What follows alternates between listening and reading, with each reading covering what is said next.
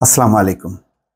আমরা ভিয়েতনামের উন্নতি দেখে খুবই আশ্চর্য হই যে এত দ্রুত একটা কমিউনিস্ট শাসিত দেশ কিভাবে এইভাবে উন্নতি করতে পারে। আসলে কিভাবে উন্নতি করতে পারে তার মূল কারণ হচ্ছে সুশাসন। সুশাসন থাকলে যে উন্নতি হয় এবং জবাবদিহিতা এবং স্বচ্ছতা এবং দুর্নীতির বিরুদ্ধে জিরো টলারেন্স থাকলে যে একটি দেশ তত্তর করে উন্নতি লাভ করতে পারে তার একটা বড় উদাহরণ ভিয়েতনাম। তো কিভাবে সেটা, একটি রিপোর্ট আজকে প্রকাশিত হয়েছে প্রথম আলোতে।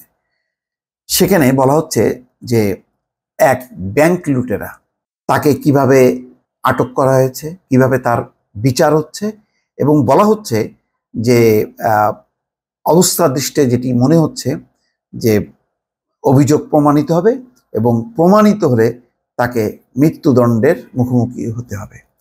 অর্থাৎ ব্যাংক লুট করা বা ব্যাংক ধ্বংস করা, ব্যাংকের টাকা আত্মসাৎ করার দায়ে ভিয়েতনামে মৃত্যুদণ্ড পর্যন্ত যেতে হবে। এবং শুধু তাই না, তার সাঙ্গপাঙ্গ যারা আছে প্রায় 70-72 জন, সবাইকে, সেই দেশের গভর্নরকে পর্যন্ত যাবজ্জীবন কারাদণ্ড, এরকম একটি পরিস্থিতি মোটামুটি চূড়ান্ত হয়েছে। তো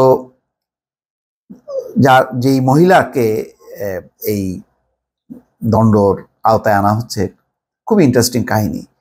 প্রসাধনীর দোকানদার ছিলেন সেই মহিলা, সেখান থেকে তিনি ধনকুবের বনে যান এবং সেই নারীর নাম হচ্ছে স্টুং মাই ল্যান। ব্যাংক লুটের বিচারে তার মৃত্যুদণ্ড হবার আশঙ্কা রয়েছে। তো শিরোনামটা হচ্ছে, বিবিসি এই রিপোর্টটি করেছে যে ভিয়েতনামের ধনকুবের নারী যেভাবে বিশ্বের সবচেয়ে বড় ব্যাংক লুটেরা। দর্শক, আবারও বলি, ভিয়েতনামের ধনকুবের স্টুং মাই ল্যান তার নাম। ধনকুবের হলেও তার বিরুদ্ধে জালিয়াতির মাধ্যমে কোটি কোটি ডলার ব্যাংক লুটের অভিযোগ রয়েছে। এই অভিযোগে বিচার চলছে। বলা হচ্ছে এটি বিশ্বের সবচেয়ে বড় ব্যাংক জালিয়াতির ঘটনা, আর এই বিচার ভিয়েতনামে অনুষ্ঠিত সবচেয়ে দর্শনীয় বিচার। কোনো রাগঢাক লুকো ছাপা নেই, একদম প্রকাশ্য বিচার। দুঃখজনক হলো এই রিপোর্টটা আপনাদের সামনে কেন আনলাম, যে এই যে যারা ব্যাংক লুট করে তাদের বিরুদ্ধে কি পরিমাণ তারা কঠোর পদক্ষেপ নেয়, আর তার সাথে শুধু বাংলাদেশের অবস্থাটা মিলান, তাহলে বুঝতে পারবেন যে আমরা কোন পজিশনে আছে। বাংলাদেশে কারা কারা ব্যাংক লুট করেছে, ঋণ জালিয়াতি করেছে, মোটামুটি প্রকাশ্য সেগুলো নাম এসছে, বারে বারে এসছে, আলোচনা এসছে, কিন্তু সরকার কি রেসপন্স করেনি। কিন্তু এখানে ভিয়েতনামের ক্ষেত্রে সেটি রেসপন্স করেছে। সেই কারণেই তুলনাটা করছি। তাকে কিন্তু ছাড় দেওয়া হয়নি। এই স্টুং, সেও কিন্তু ক্ষমতাসীনদের একটি শরিক, কিন্তু তার ক্ষেত্রেও কিন্তু তারা ছাড় দেয়নি। যখন নাকি ধরতে পেরেছে যে সে ব্যাংক লুট করছে বা জালিয়াতি করে ঋণ নিচ্ছে, তখনই কিন্তু তার বিরুদ্ধে বিচার শুরু হয়েছে। 67 বছর বয়সী নারী স্টুং ডেভেলপার ব্যবসায়ী। 11 বছর ধরে তার বিরুদ্ধে দেশটির বড় একটি ব্যাংক লুট করার অভিযোগ রয়েছে।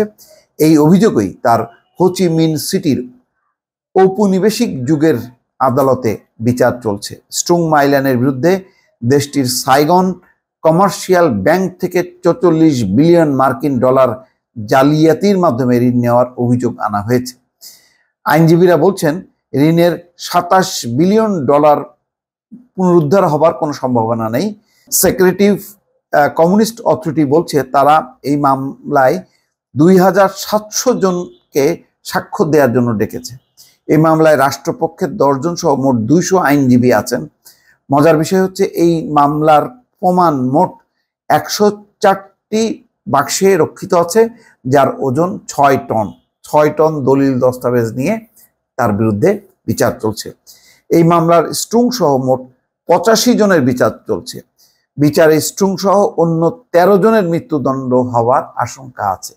তার মানে এই যে স্টুং, যে ভদ্রমহিলা ডেভেলপার ব্যবসায়ী, শুধু সে না, তার এই যে সঙ্গী 25 জন তো আছে, তার মধ্যে 13 জন হচ্ছে মৃত্যুদণ্ড হতে পারে। এবং কেন এইটা হচ্ছে, এখানে বলছেন যে ভিয়েতনামে দীর্ঘদিন কাজ করা মার্কিন পররাষ্ট্র দপ্তরের একজন কর্মকর্তা বলছেন, আমার মনে হয় কমিউনিস্ট শাসনামলে এরকম বিচার কখনো হয়নি যেটা এখন হচ্ছে। তার মানে কি, তারা তাদের স্বচ্ছতা, জবাবদিহিতা এবং উন্নয়নের জন্য এবং দুর্নীতি লুটপাট ঠেকানোর জন্য সর্বোচ্চ শক্তি ব্যবহার করেছে। বলা হচ্ছে কমিউনিস্ট পার্টির সেক্রেটারি জেনারেল নুগুয়েন ফু স্ট্রং এর নেতৃত্বে ব্লেজিং ফার্নেসের দুর্নীতি বিরোধী অভিযানে এখন পর্যন্ত বিচারটি সবচেয়ে নাটকীয় অধ্যায়ে আছে। আচ্ছা, কেন? এখানে একটি কথা বলা হচ্ছে যে কমিউনিস্ট পার্টির সেক্রেটারি তিনি কি বলছেন? তিনি বলছেন যে চরম দুর্নীতির উপর জনগণের ক্ষোভ কমিউনিস্ট পার্টির একচেটিয়া ক্ষমতার জন্য হুমকি। অর্থাৎ এই যে চরম দুর্নীতি যদি চলতে থাকে তাহলে মানুষ ক্ষুব্ধ হবে। যদি ক্ষুব্ধ হয় তাহলে কমিউনিস্ট পার্টি যে তাদের যে একচেটিয়া শাসন ব্যবস্থা তার জন্য একটা হুমকি হবে। ফলে এই শঙ্কা থেকে তারা এই বিচারটাকে হেলাফেলা করছে না, খুব শক্তভাবে ধরেছে এবং জালিয়াতির ঘটনাও বিশাল, পরিমাণও বিশাল।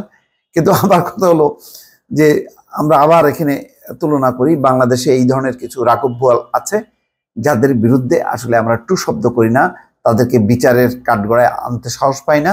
বরং এই বিষয়টি যখন উত্থাপন করা হয় তখন বলা হয় আমরা দেখছি, দেখব, তথ্য প্রমাণ দেন, উল্টা যারা অভিযোগ করে তাদের উপরেই চাপানো হয়। এখানেই হচ্ছে বাংলাদেশ আর ভিয়েতনামের মধ্যে পার্থক্য। দর্শক ভালো থাকবেন, আল্লাহ হাফেজ।